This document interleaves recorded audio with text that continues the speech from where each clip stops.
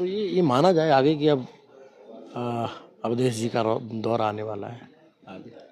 अब माई की कृपा है, अपन तो 4-4 वाले के टिकट कटे वाले हैं तो क्या कह सकते हैं दौरा आएगा कि नहीं आएगा।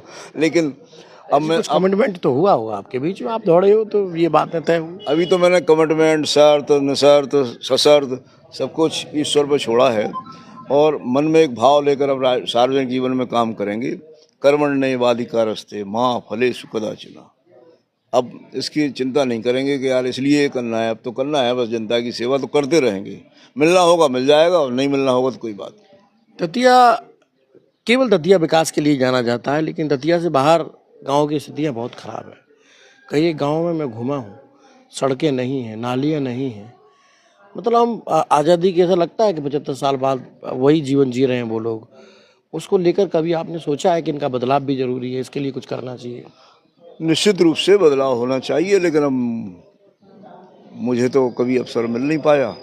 अगर मिला होता दतिया का जनप्रतिनिधि बनने का तो निश्चित रूप से मैं गांव की गलियों को सुधारने का काम करता, निश्चित रूप से मैं गांव में पेयजल के लिए काम करता, निश्चित रूप से मैं गांव में सफाई के लिए काम करता, निश्चित रूप से गांव में पढ़ाई के लिए काम करता, शिक्षा के लिए काम करता, निश्चित रूप से गांव में किसानों को जो दिक्कतें होती हैं उन दिक्कतों को, कृषि कार्य में जो दिक्कतें होती हैं उनको दूर करने का काम करता। आज खाद की समस्या चल रही है, उसको लेकर कुछ कहेंगे? सरकार का किसानों पर ध्यान ही नहीं है या फिर खाद है नहीं पर्याप्त? नहीं, खाद की कालाबाजारी हो रही है।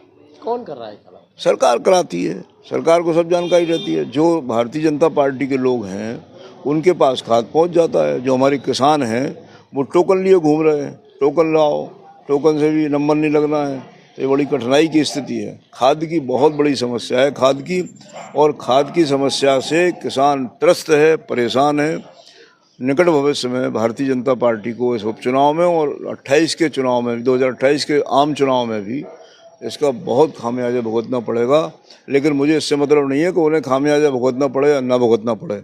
मेरी तो सरकार से यह अपील है, विनम्र निवेदन है कि हमारे अन्नदाता किसानों को खाद की समस्या से मुक्ति दिलाएं और उन्हें खाद देने का काम